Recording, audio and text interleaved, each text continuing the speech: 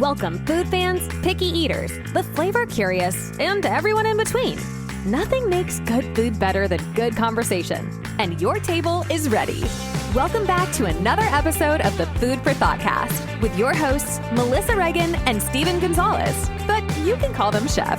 All right, let's get this episode started.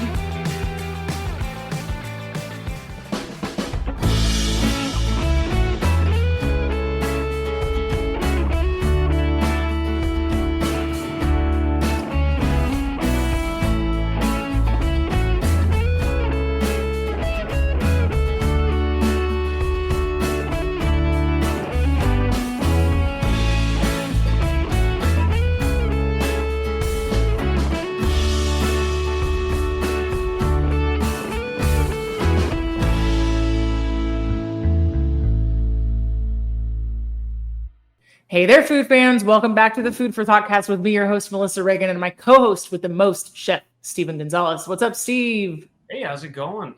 Oh, I couldn't be more excited. I know you are freaking out because tonight we are talking to Chef Joe Sasto. What's up, Chef? Yeah. Heyo, mustache in the building. Mustache twirling in the building. Yeah, mustache in the virtual meeting room. I must ask you to be on my podcast. I love it. What's going on, Chef? A whole lot. This is we didn't get to start, and I didn't tell you guys. This is the last bit of quote unquote work before I officially go on vacation. We leave for our honeymoon tomorrow. Oh, congratulations! That's amazing. Yeah, thank you. So I'm happy to kind of like get this as the final send off. Get it out of the way, and then this whole week has been wild. This was months in the making for our listeners. In the making. We had been talking to a lovely person named Dakota about getting Chef Joe on, and kind of going back and forth. And it was like, let's time it with the release of this amazing cookbook. But is the honeymoon location a secret, or can we ask where? No, we're going to Mexico. We're going to a resort in Mexico. We're very excited. It's the first time I think either one of us. I know either one of us have been on. We haven't done like a beach resort vacation together.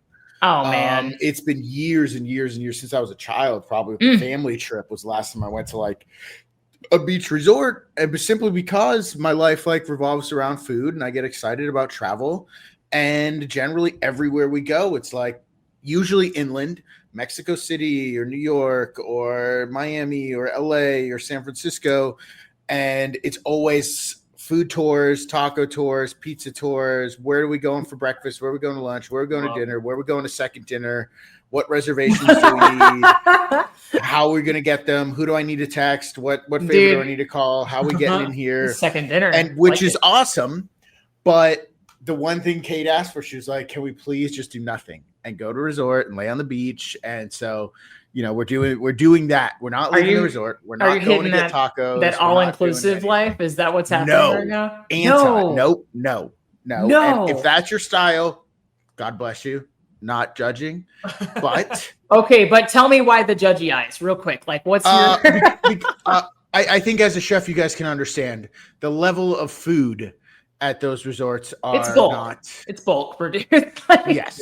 Let's be real. It's just, it's not food you want to eat. And like, yeah, as people who cook food regularly, we kind of have some sort of internal dialogue and standard as to the type of food we want to put into our bodies and enjoy. And what is enjoyable more so, less about what goes into our bodies. Because I'll shove my face with Taco Bell. I think nothing wrong with that. I was going to say, I think you're giving chefs a little bit too much credit because I'm a damn trash candidate sometimes. Yes, I have no problem with Taco Bell and Chick-fil-A and all the nonsense and garbage. Let's go. But I also rather find the resort we found supposedly, it's still probably a resort, but has a good culinary program.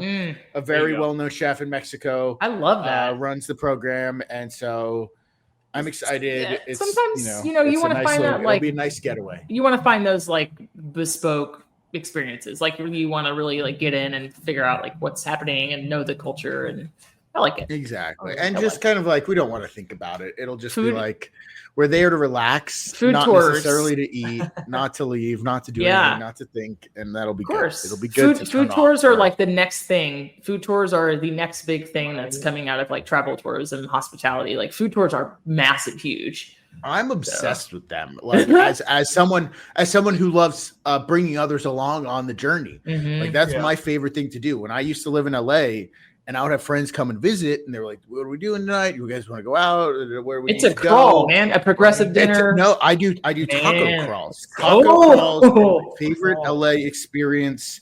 As soon as the sun sets, all the stands and the tire shops and the auto body shops, the lights go up, the tents go up, the grills get fired up, Christmas lights are strung across the street, lines start forming, and it's just like bounce around from spot to spot to spot. Usually try to hit like 5 or 6.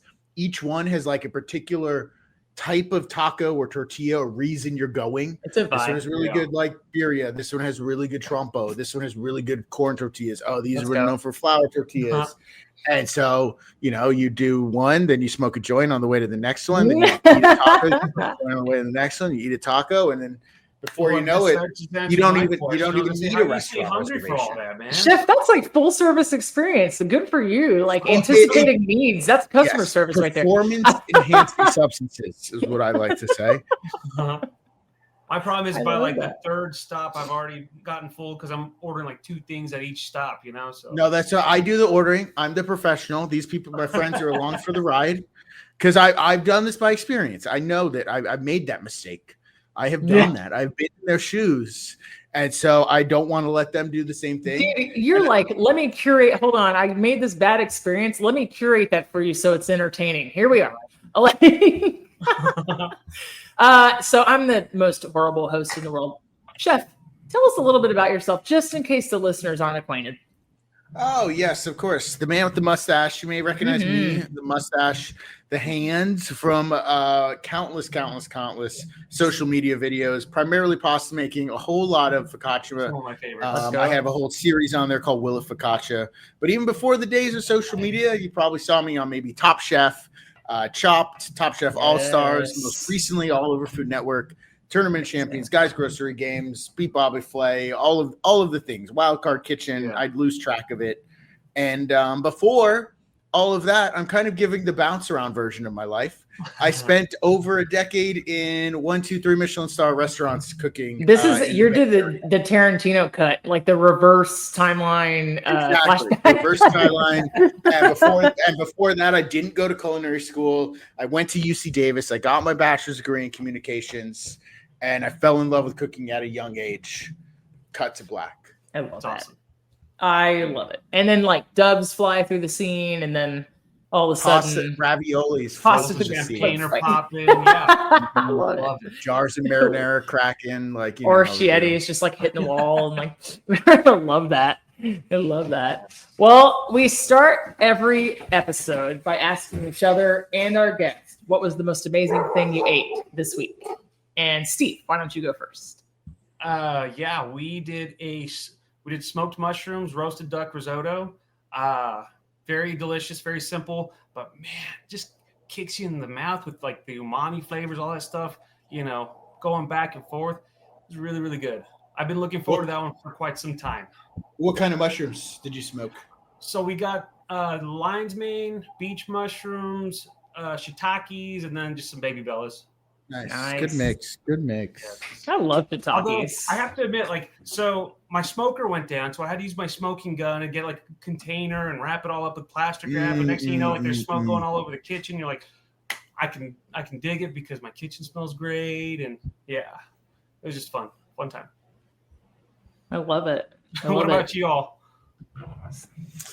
It's a good question. Chef, you want to go, or you need a minute? I got it. I just bounced around. We were in I think 4 different cities in the past week, and so I had a quick I had to think stop, and which one I want to choose. But the one I think that stands out is when I was in LA for a day, we stopped at Birria San Marcos. That started as a food truck. Now it's a hole in the wall restaurant, actually like a hole in the wall. You can't sit down. You just go to the window and order.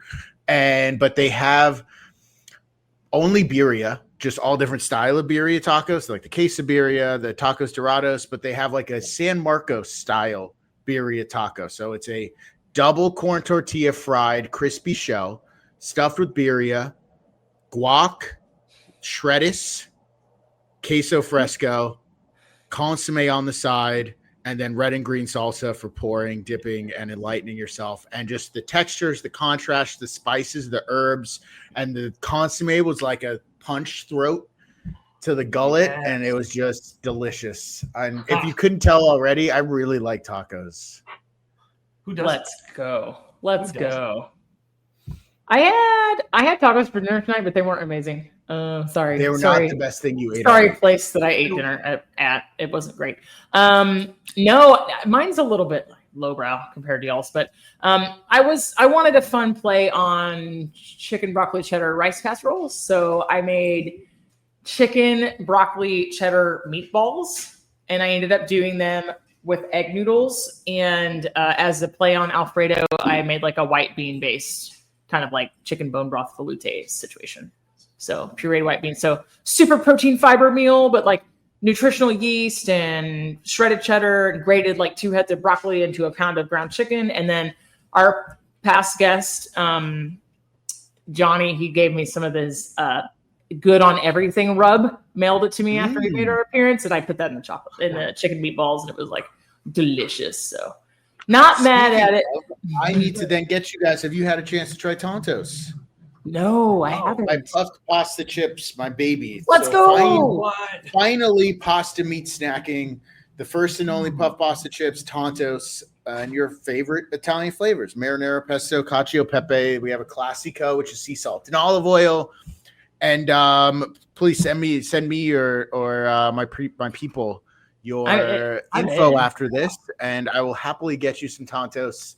And if you're listening and want to get yourself some Tontos, we're on Amazon Prime, we're on JetBlue, we're in about 1,200 stores, Rayleigh's, Fresh Market. You can find our store locator, but highly recommend. We're running a couple of giveaways right now too, actually, coincidentally, because we're just over a year old. That reminded me, we're just over a year old, and we finally got into like our first national retailer. Shout out to Rayleigh's. And we're kind of like still in the testing phase. We have to do well. And in order to do well, I'm offering people a trip for 2 to fly here to Chicago and make pasta with me, and I'll cook you dinner, and we'll do a whole pasta party. And all you have to do to enter is buy Tontos and show us proof of purchase. Dude, let's go. Shut up. It's on our website. That's it's amazing. easy to do. I'll put everything. Trying to, like, generate the buzz. You know what I'm saying? Yeah, for sure. Like, I'll put everything in the show notes. We'll share it on our socials. I'm telling you right now, Chef, you could flavor a phone book cacio e pepe, and I would mess with it. And you know what's wild? It's our bestseller. And as chefs, we know that. We're like, fuck yeah, cacio e pepe.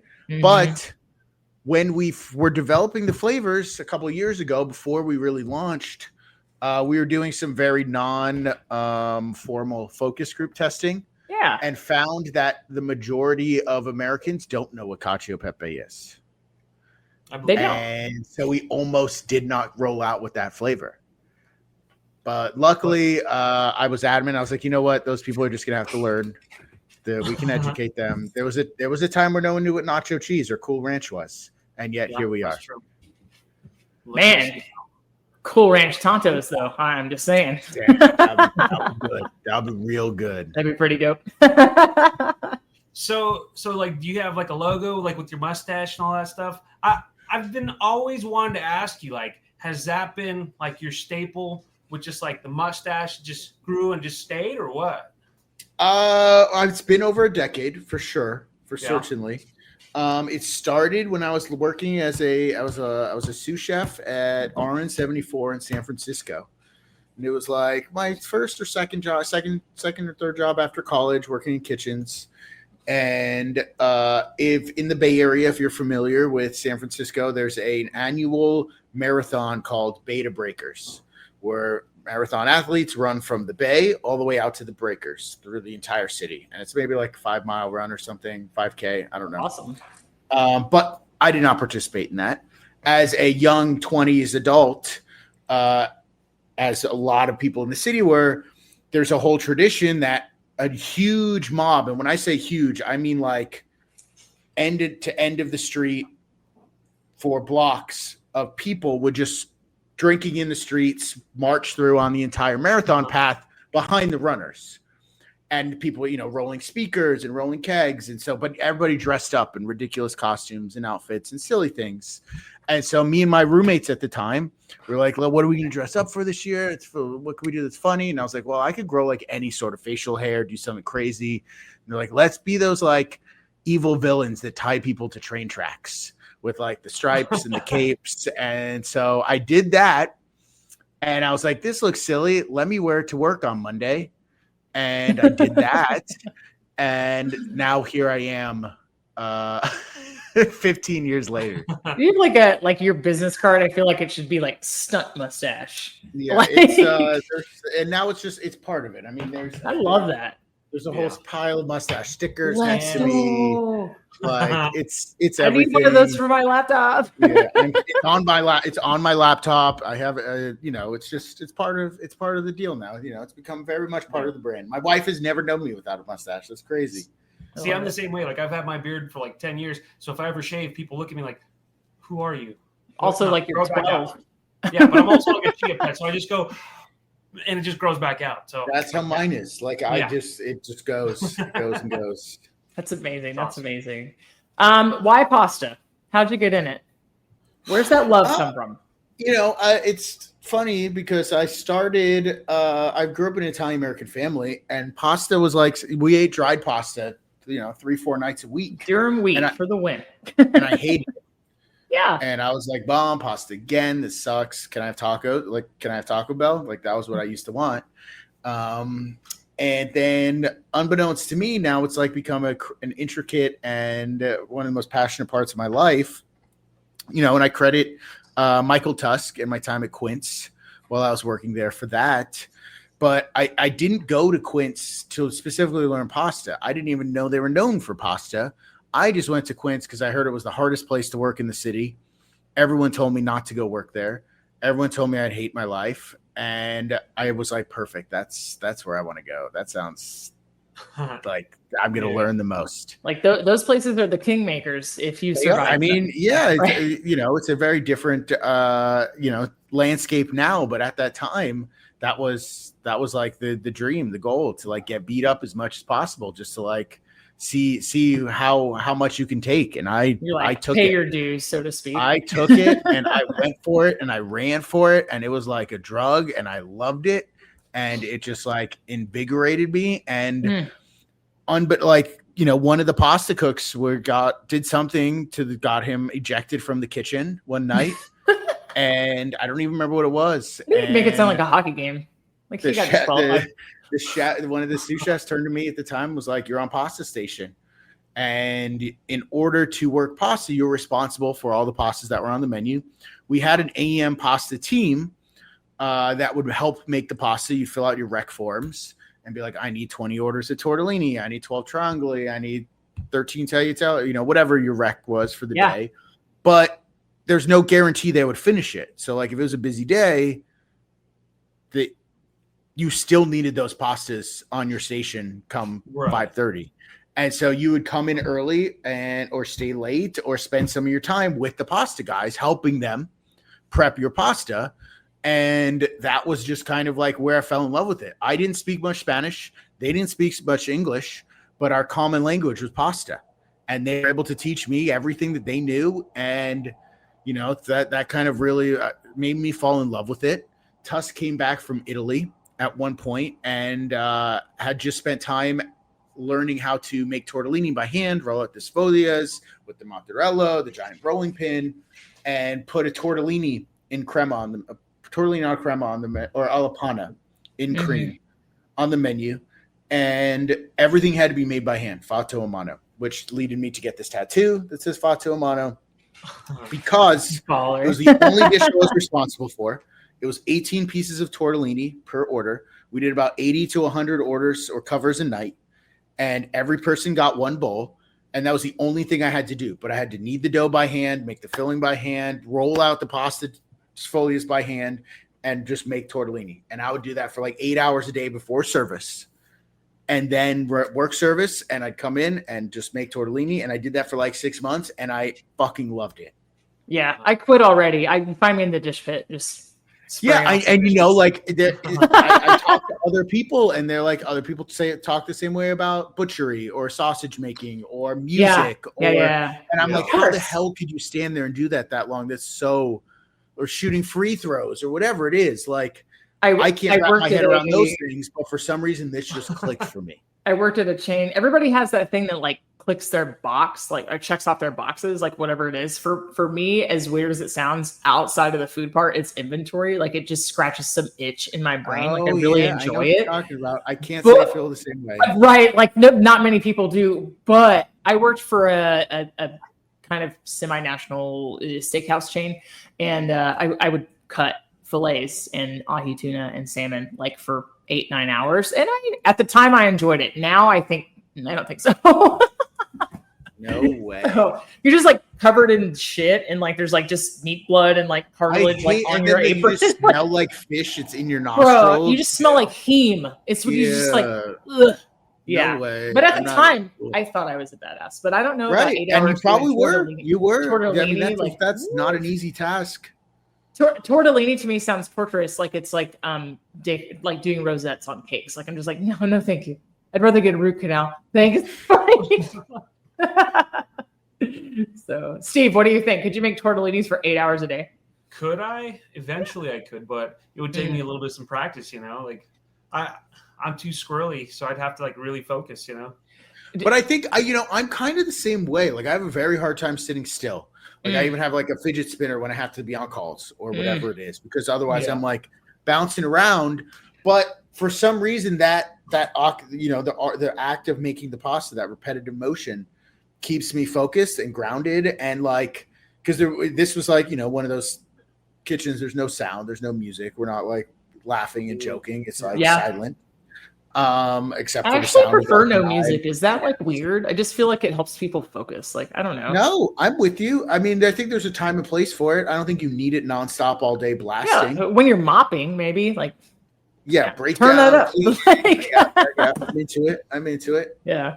But then you got to find something that like everyone's going to agree upon, because you're always going to get that one person that says, this song sucks. Oh, let's play something else, So yeah, I can see that, So we're talking about tortellini, right? Not like tortellini. Little guys. Little babies, right? The little ones you normally would get like in the soup, Crazy. And then like some nights, because like Quince was connected to Catonia. Catonia's like the casual sister restaurant. They have like, they share a back employee area and all the things. And when there would be VIPs that came into Catonia, Chef Tusk would run over and be like, I need a platter of tortellinis. I need a platter of tortellini.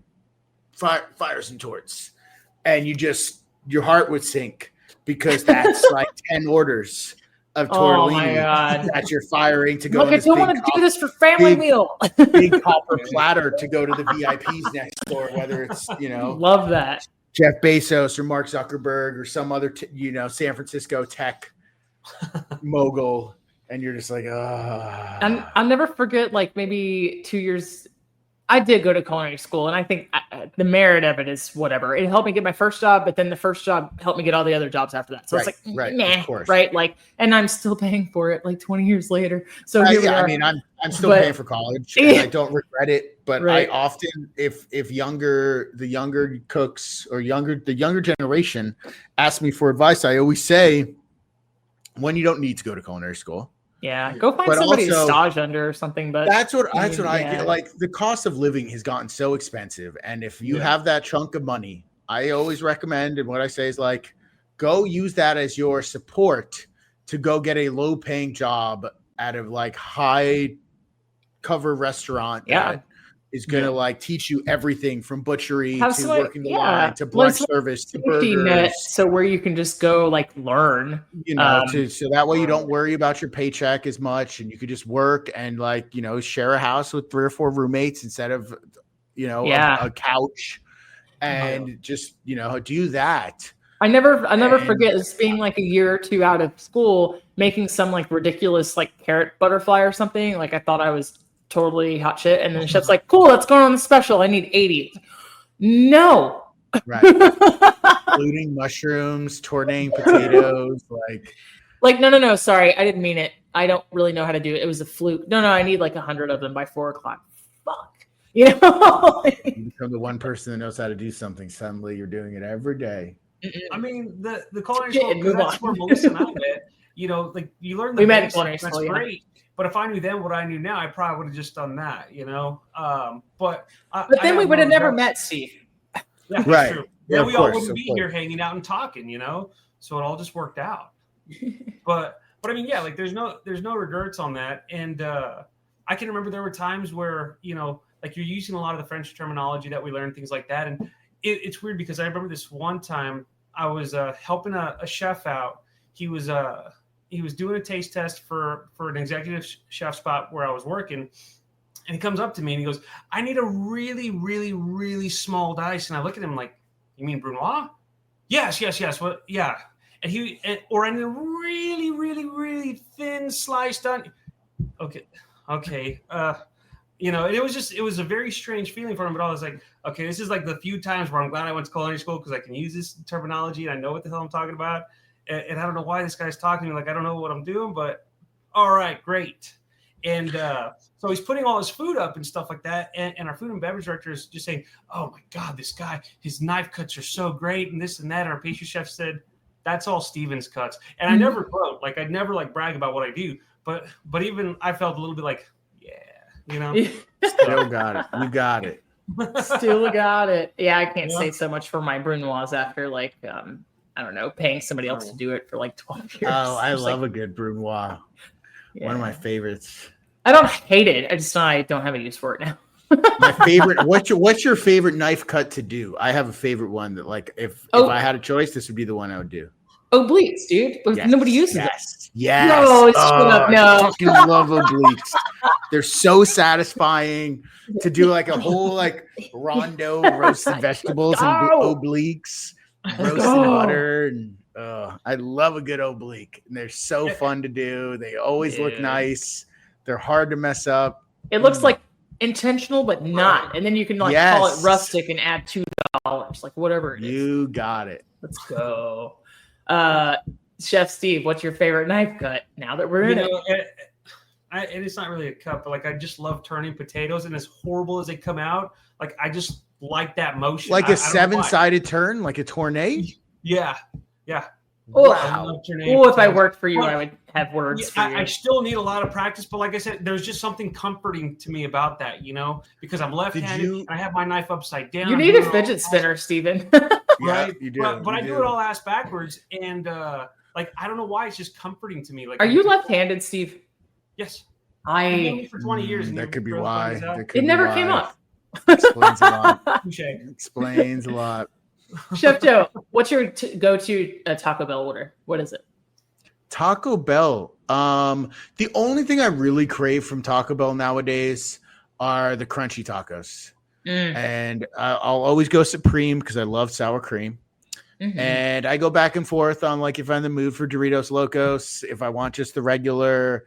Depends, like if the last time I had Red 40, do I need my fix? Like, yeah, give it to me. Yes, because that's where the flavor is. Thank you. Yeah, you know, I'm not against it. But I kind of like that's usually that. And then maybe if they have like some like random queso chicken south of the border crunch thing, I might try it. But so it's usually just a crunchy taco is my go-to. Chicken nuggets, yay or nay? Well, from Taco Bell, nay.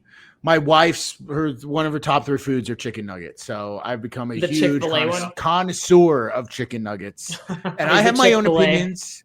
No, I don't think Chick-fil-A's top tier at all. Popeyes has a good nugget. Everything Raising Cane's is better than Chick-fil-A. Hopefully they're not a sponsor. Oh no. Steve, they say never meet your heroes. I don't so sad, right? I'll be honest. I don't remember. I don't know. Every time I eat Chick-fil-A, I wonder why people hype about it. I don't get it. It's not high. It's not the best. It's just consistent. Yeah. It's really consistent. No. In-N-Out is consistent. Chick-fil-A okay, I love In-N-Out. I love In-N-Out. But, you know, I'm just saying. In-N-Out, I will die on the hill that In-N-Out is the most consistent restaurant in the country. Simply because the bathrooms are in the same spot no matter which one you walk into. The ketchup's in the same exact spot. The lemonade machines in the same exact spot. The trash cans are in the same exact spot. Chef All Joe the has seats are in the same exact expectations. spot. He wants to understand. The drive-thrus in the same exact spot. It is the most. You can't make an argument that there's another restaurant more consistent than In-N-Out. Talk about food quality, my guy. I'm saying as a whole, and then on top of that, their food quality is incredibly consistent. It's good. Yeah. Being from Texas, of course, you got Whataburger and you have In-N-Out. And so I have to drive 5 hours to go get In-N-Out, and I will take that over Whataburger. And speaking of Whataburger, I was going to say, speaking of Whataburger, they got bought out by a company in Chicago. So, have they started popping up over there? Oh, no, not yet. Not that I'm aware, not that I've seen. But then again, I don't explore Chicago as much as I could or should. Like I said, when I'm home, I don't go out much. Yeah. I know the running joke for a long time was Whataburger's going to start doing deep dish pizzas and stuff like that, but we haven't seen that yet. So maybe tavern style. So if you're not having Taco Bell tacos, that's real Chicago. What's your favorite filling, or what's your favorite protein to go in a taco? Ground beef. Ground beef? Old school? I love a good picadillo or just taco meat? No, picadillo is a little too fancy most times. I'm always hesitant to order picadillo. I think if you get it at somebody's house, it's good. But if you get it out, it's I get that. I get that. It's somebody's mom got to make it. I think picadillo's inconsistent. Everybody, it's not it's not carne asada where you know what you're gonna get. It's a little bit kind of depending on what seasonings they use, how much tomato they put in it. Carne asada in Texas looks like fajita meat. Carne asada in California, way different. Okay, fair. I don't know. Yes. Tex-Mex food, yeah. Yeah. So. But both good. I love a good. If I'm going Mexican American tacos, definitely the Gringo crispy taco, ground beef, love it to death. If I'm in Mexico, the trompo al pastor, all day, every day. The lengua beef tongue, I love that stuff. Oh no! If that was menu, I'm ordering it, man. I don't know why. I'll eat it, but that's probably my fourth or fifth choice. I was gonna say, is it because what it is, or are you just no? It's just I don't know. I feel like there was a period in time in my life where I was all about, and I was a young cook, all about up and coming in the industry, all about awful. Yeah, Chris Cosentino was the awful king, blah blah blah, chicken pate, foie gras, this and that. And now I'm I don't need fucking chicken livers, man. I want soup dumplings or something delicious. And so that's kind of how I feel about lengua. It's good, it's fine. If it's there, I'll eat it. Yeah. But it's not my number one choice by a long shot. Gotcha. I think pastor, but it's also because I have just an odd fixation with putting pineapple on everything, including pizza. I'm sorry.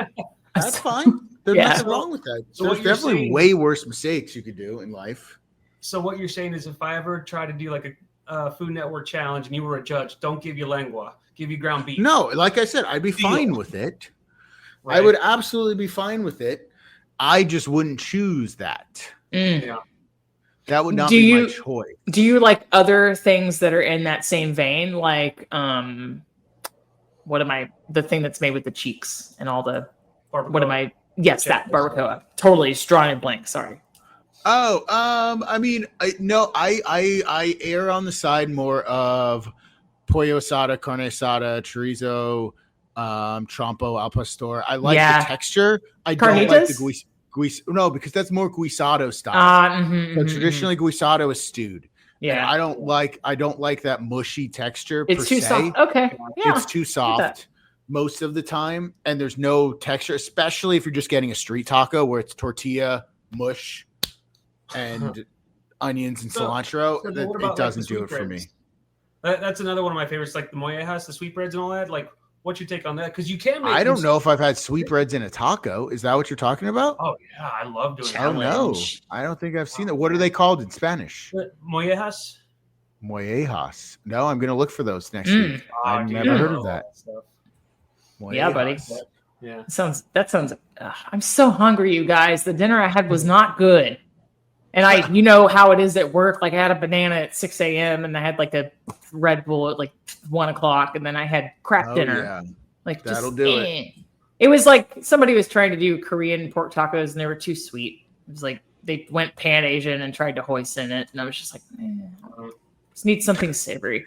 But I ate it because like I'm a good person. But they were like, "How is it?" I was like, "It's great. I'm not coming back." Like, it's not for me. I hear you. I'm just surprised I'm still awake. I woke up at like 5 o'clock this morning to fly back into Midland from Houston. So I literally went to Houston yesterday for a concert, flew back because I'm bougie like that, and Southwest has good rates. So like I've been up all day. I don't know how I'm still awake, but here we are. Here we are. For the love of the game. For the love of the game, Chef. That's awesome. Like I never in a million years would have thought like, hey, I'm hanging out with some friends now, on a Saturday night. And here we are. And here we are. He's being really low key about it, but he's been fangirling out about you all week. Oh shucks. Oh shucks. We had a crazy week this week. We started production on a new show that I'm hosting. I can't really say much else beyond that, but that took up my whole week today. Intrigue. I was wrapping up all the loose ends before I've only like used my email out of office thing like once when I went to Italy for 2 weeks. And I turned it on. I'm so excited. It turns on tonight at like midnight or beyond. Best. I don't know. It's the best. And I'm so excited about that. I'm like ready. I feel like it's better than Christmas Eve. I don't know how I'm going to sleep tonight. The last cruise I took was down to Cozumel and back, just like a cheap 5-dayer. And I turned it on airplane mode, but I guess somehow on the boat, like work emails were still coming through. And I was no, I was like, stop. Yeah, that's no good. Inevitably, I'm still going to look at them because I'm just sick in You're the that head. guy. Yes. I can't. I think especially as like an entrepreneur with it's so your baby, many different though. noodles in the pot. I mean, because I have Tontos. I see what you did there, and I like it. I have my gourmet ravioli that I launched. I have the cookbook getting ready to come out. I have all these other projects in the works. I'm working with all these brands on recipe development and just so many different things. I always feel like if I'm not on doing something, like someone else is. And I have this like internal like struggle of wanting to just always be working to stay ahead. Yeah. And it's like a blessing and a curse. Just don't pull a Steven and forget to turn your notifications back on after vacation, and then you miss a couple important meetings. Yeah, that would not be good. That would my goodness. I'm already booked through to Christmas when we get back. So I'm going to enjoy the time off while we can. High demand. Well, tell us about the cookbook. Now you've got to hype it. Yeah. We talk about the cookbook. Plug that thing. Breaking the rules. Let's a fresh take on Italian classics. Mm-hmm. And contrary to popular belief, it is not just a pasta cookbook. Okay. I set out to write a pasta cookbook, but no, I decided to go a different direction and make this more general, all-purpose, cooking. And it's kind of this idea of making people comfortable in the kitchen, breaking all those Italian traditions and Italian norms of what people think a pesto should be or what a red sauce has to be or what a ragu has to be. There's still 2 chapters on pasta, one about all my favorite fillings, one about all my favorite sauces and braises and things like that. And, it's about dried pasta being your best friend and not turning your nose up at a box of dried pasta and letting that be the star of the show. That's full circle moment. Yeah, for sure. That's a good bookend. And we, we put a lot of work into the repurposing of recipes and things getting reused as leftovers and all these like little boxes and blurbs on recipes on like how to not let things to go to waste, what to do with extra pasta fillings, what to do with extra braises, what to do with extra sauces, how things can have multiple uses throughout the book. And then a big struggle was making it approachable, but still chefy enough that I could be proud of it. Yeah. And going back and forth with my publisher about that. And we ended up like adding all these, we call them chefing it up boxes. I love that. Here's the recipe. That's awesome. But if I was in the restaurant, I would use black garlic instead for this part. Or if I was in the restaurant, hell yeah, you would. I would actually make a crumble out of all of that leftover carrot skins or whatever, corn husks, or I'd make corn stock out of the cobs, all these little like touches. And I'd be like, this is how we do it in the restaurant. And so, I think it's a good book for chefs, home cooks, the culinary curious, all alike. because that was going to be my That's- question. Like, as generic as a question is like, who's your target audience? Like that's awesome that you're, like kind of getting a little bit of everything. Like I know when I did my cookbook, it was meant to be like cooking made simple for people who don't cook, who want to learn how to cook. And so I had a lot of people talking about like your recipes are easy to follow, things like that. So like that's really awesome, taking it to a whole nother level. I never thought about that. That's why our podcast exists, is because we wanted to break down the barrier between people who felt like they weren't chefs, and we could start the dialogue. Everybody can come to the table and go like, yeah, it's food. We all like food. Here's the common ground. And then like we can get into it, Food is the ultimate common ground. It's the ultimate. It unites us. It unites us. It's one of the only things that it doesn't matter what background you come from, where you grew up, where you live, what language you speak, how old you are. Yeah. If you share a meal with someone, there's a natural connection between the two of you that you can both communicate through, and that's food. And the art of breaking bread is dead. Like the art of enjoying a meal is like slowly dying. Like there's pockets of people are revitalizing it, and like we understand how important it is to like human connection, to share that meal and not rush through it, not be on your phone and be present and all the things like, but like it's it's really encouraging when things like this happen. And because I'm Chef Steve's biggest hype guy, he's totally going to send you his cookbook. I'm gonna put that out there. I need to figure out. I need a new cookbook wall because I've completely run out of space. I love it behind me, but that's you just start making furniture out of it. That's what you gotta do. Just like, it's my wife that is more concerned where my cookbooks are going now. I'm sure. Yeah, you got some storage solutions. I say that all the time. Like it doesn't matter who you are, where you're from. Like the common thing is food. Everyone's got to eat, and everyone has like a favorite dish, things like that. And I've always done that with friends, especially like picky eaters. But I can remember this one time in Austin a couple years ago, after a concert, having a few too many, like going to the food trucks.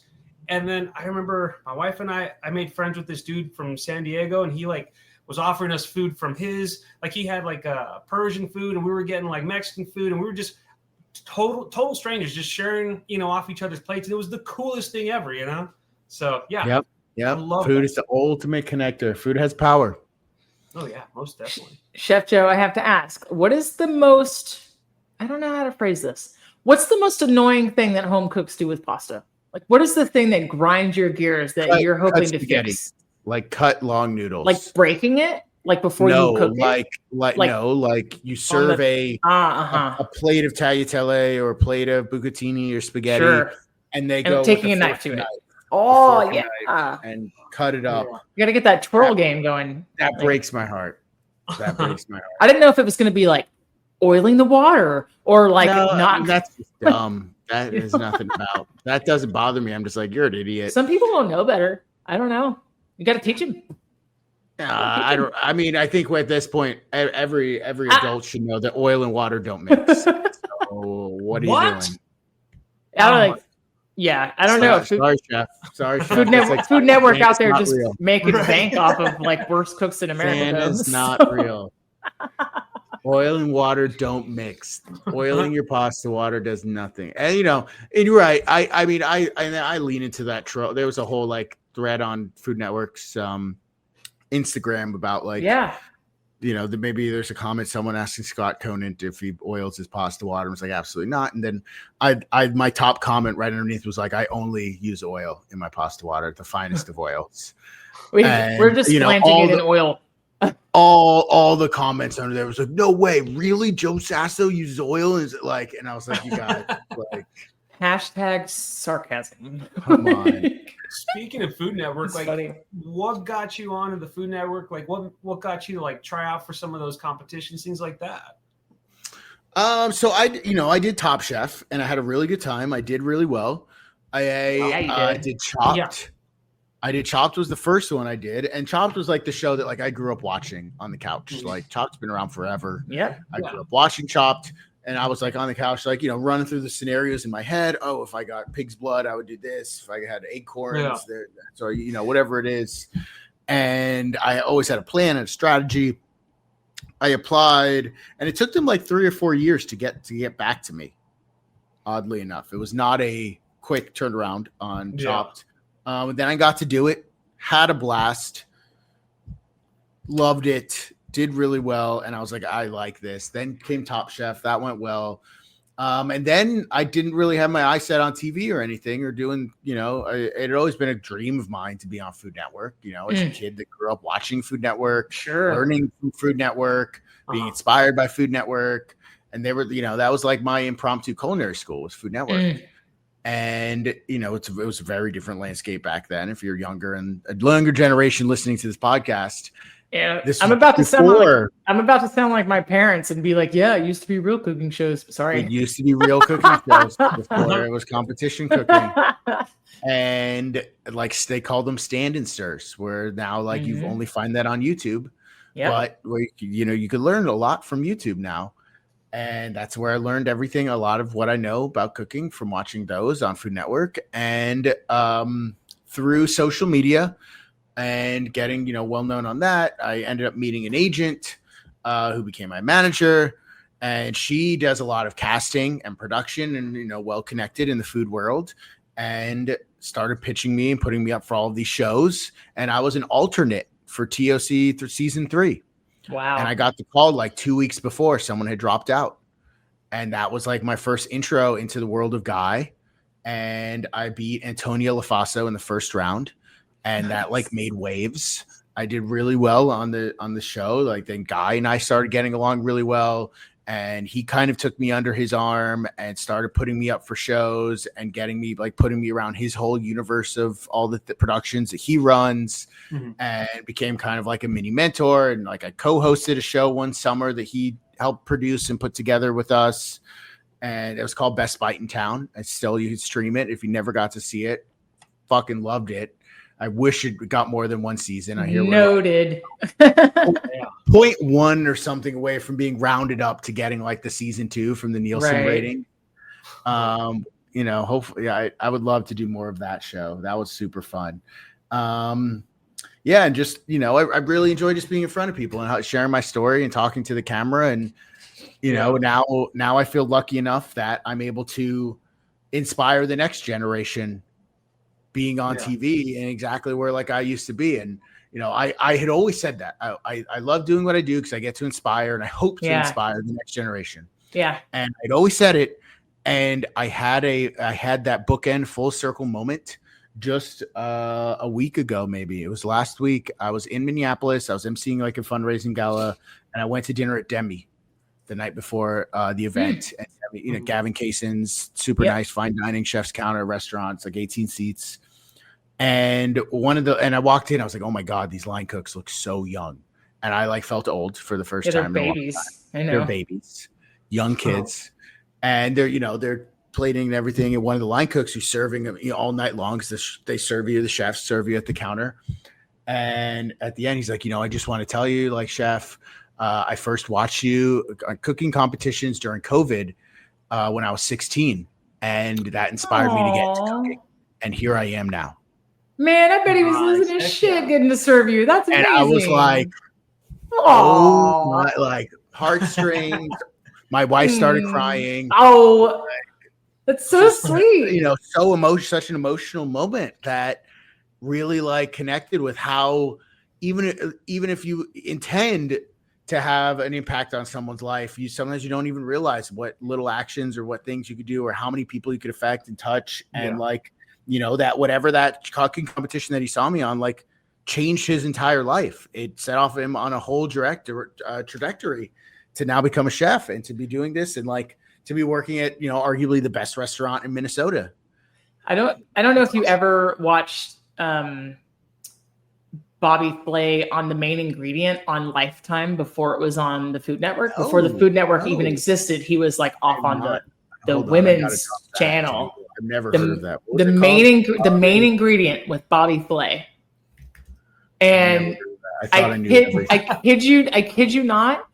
I sent a self-addressed stamped envelope and $3.75 in cash to the show and mailed in for a recipe and got it back. And it was what I would look at now and be like, that's no big deal. But I think at the time and the age I thought it was like the most incredible thing ever. It was like a basil lime compound butter that he put on corn on the cob. But I was glued to this guy and could not good enough. It was like him and Martha Stewart, you know. Like, I love this. I'm gonna see it right now. It was a low production. Yeah, low no, cost I'm production. gonna come back next time I see Bobby. I'm gonna bring this up because I totally did not know that existed. But between that, before I even knew who that guy was or anything, I don't really understand that like women could be chefs or anything else. And the first experience I ever had, like in a super nice restaurant, the chef came out with a signed menu and like a handmade truffles, and we did like a tasting menu. And it was the first time I'd ever done that. It was at this particular restaurant, this chef started as like a busser and got a GED and like worked her way up. And I just thought, I can do it. I'm going to do it. Like, and that's it. That was the rest of the story. Right.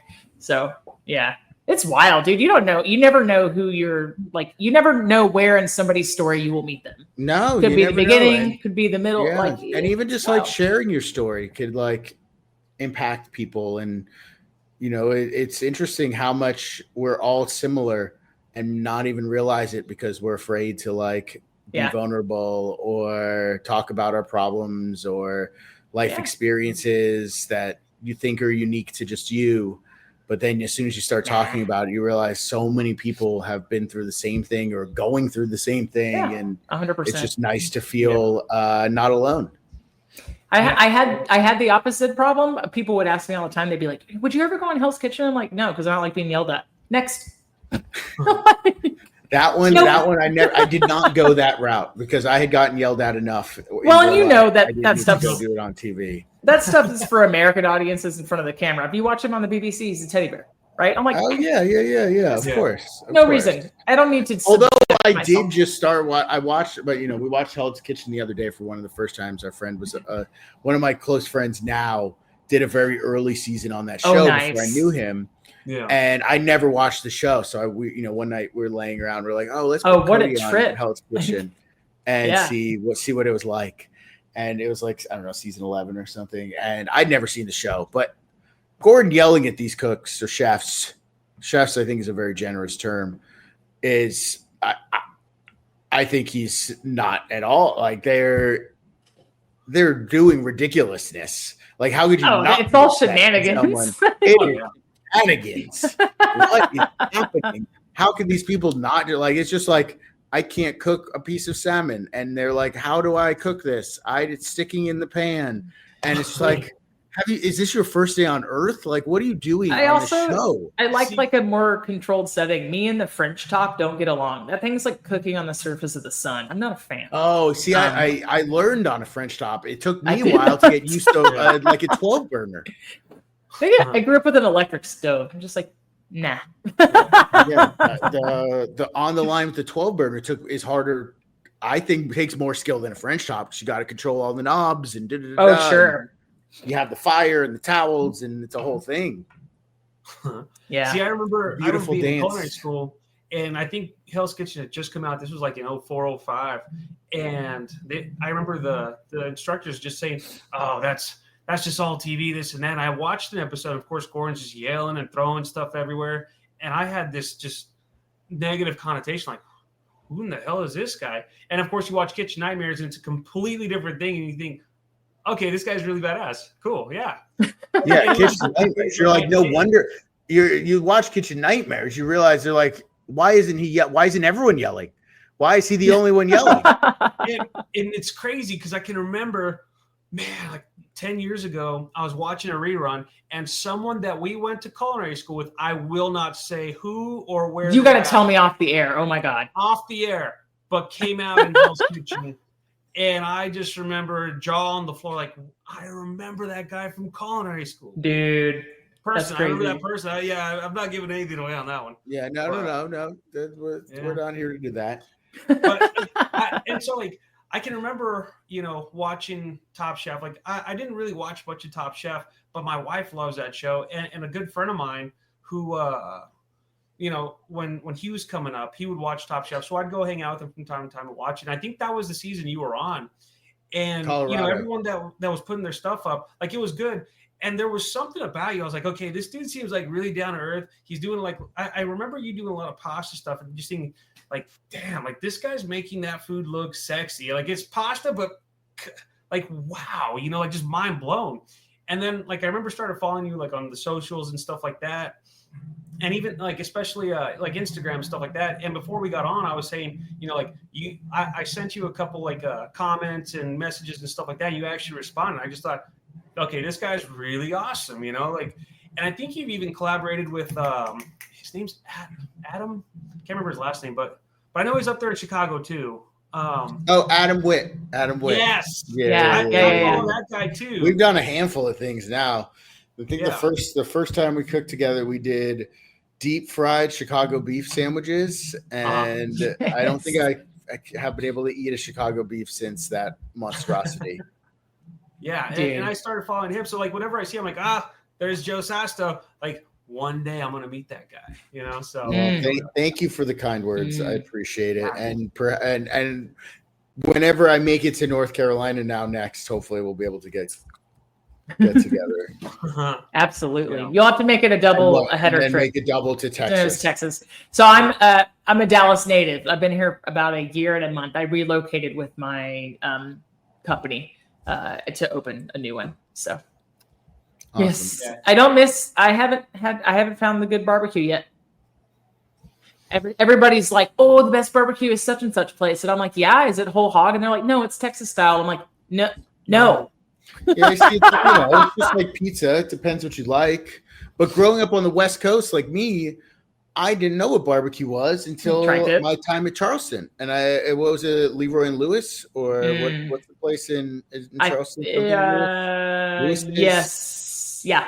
Lewis. I know what you're talking about. I don't know if it's just Lewis's or Leroy and Lewis something. I researched it for one of our barbecue episodes, and I remember the name. Yep. I waited in line for 2 hours, and I was like, "This is, I guess, what you do." And then I had like Franklin's experience. Yeah, but I was like, "Okay, I get it." I had a bite. I was like, "Okay."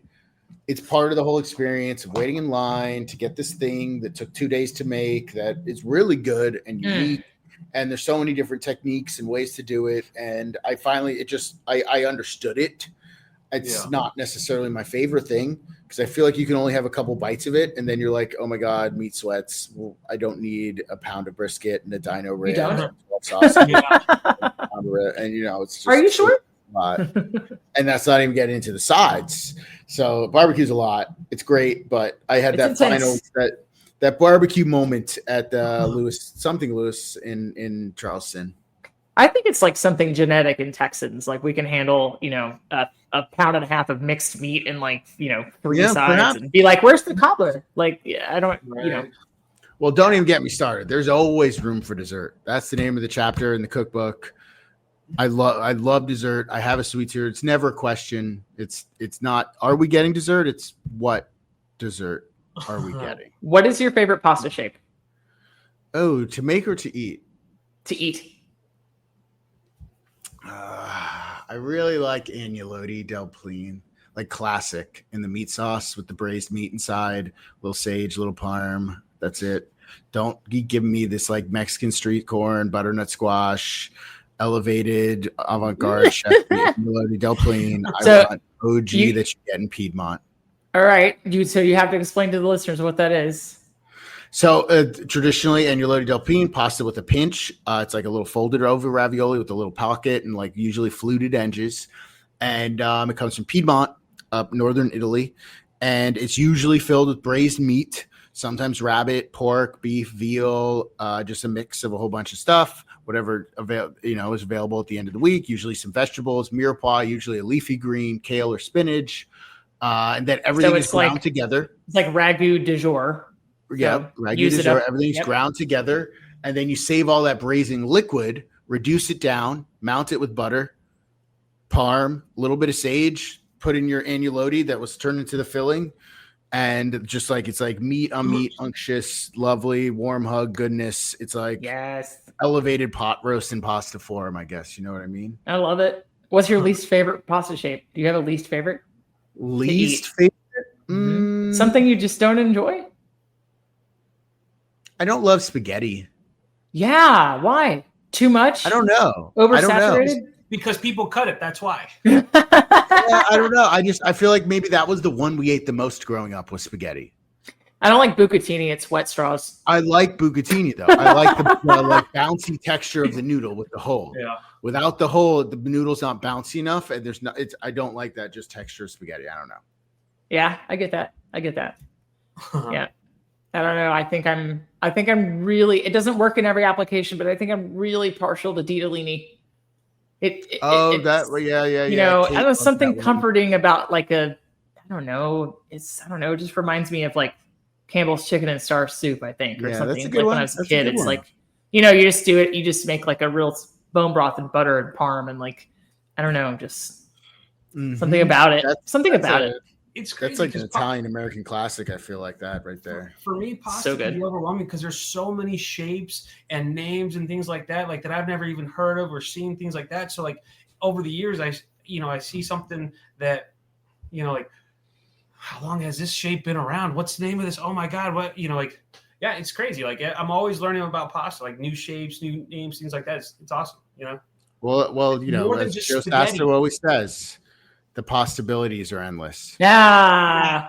Give me food puns all day long. I'm here for it. I'm here for it. Chef Joe, where can we find you on the internet? You can find me at chef.joe.sasto, just about everywhere. I think YouTube and TikTok, there are no dots, but you can Chef Joe Sasto. And if Google does its job right, you will find me. You can find Tontos at Eat Tontos. You can find Rippy at Rippy Foods. And my mission, my goal in life is to bring pasta to the people. Pasta to the people. I'm so excited. I can't wait to get a copy of your book. I'm super excited. Thank you, guys. And the books are still available for pre-order on Amazon. I have a link in my bio on Instagram for signed copies. I was going to say, how do I get it signed? Signed copies you order from City Lit, is a bookstore here in Chicago. I'm going to go in and sign. Support local. Where they get Love sent. that. Yep, support local. The link is in my bio, and we could throw that one up there as well. Okay, amazing. I'll make sure we have all the information for everybody to access. Hey, it's really been a pleasure. Thank you for spending part of your Saturday night with us. Like, great. You've been so generous with your time. Like, this is my Saturday night. I just drank a wink, and we're gonna go lay down and chill. Nice. Let's go. Before we wrap up, I just gotta give props to a previous guest, Sean Walchef, who told us, hey, you can do whatever y'all want. He was very inspirational. And he's like, or he asked us, like, who are the people that you want? He asked us who our whales were. Like, who's your top get? And then he challenged us, like, reach out. So love that. Yeah. My two were Philip Foss at L Ideas up there in Chicago, and you were the other one. He's like, well, why haven't you reached out yet? So that's what prompted us to reach out. So I got to give mad props to Sean on that one. Hell yeah. Shout out to Sean. Very much. And mine is Bobby Flay, and I have no idea how to get a hold of him. Well, he's much tougher. He's much tougher. Respect. Respect. But yeah, hey, it's really been a pleasure. Hang out after we stop recording and we'll wrap it up. But cool. Thanks, guys. Everybody, thanks so much for listening. Find us in all the usual podcast places. And for Chef Joe and for Chef Steve, I'm Melissa, and we gotta go. Bye. Bye. That's a wrap for today. Until the next episode of the Food for Thoughtcast, make good food, eat good food, share it, and be kind to one another. Thanks so much for listening today. You are part of what makes us special, and we are so glad you joined us. Don't forget to rate, subscribe, and leave a review. Just like food, delicious podcasts are better when you share them with others. Come back for seconds wherever podcasts are served, and we'll catch you in the next episode of the Food for Thoughtcast.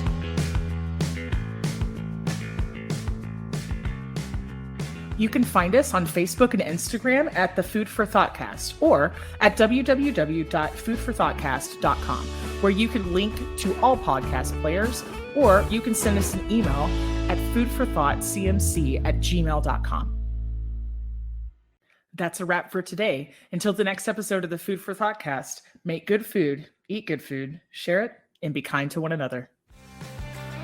Thanks so much for listening today. You are part of what makes us special, and we are so glad you joined us. Don't forget to rate, subscribe, and leave a review. Just like food, delicious podcasts are better when you share them with others.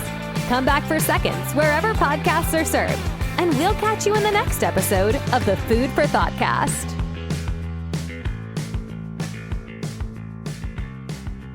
You can find us on Facebook and Instagram at the Food for Thoughtcast or at www.foodforthoughtcast.com, where you can link to all podcast players, or you can send us an email at foodforthoughtcmc@gmail.com.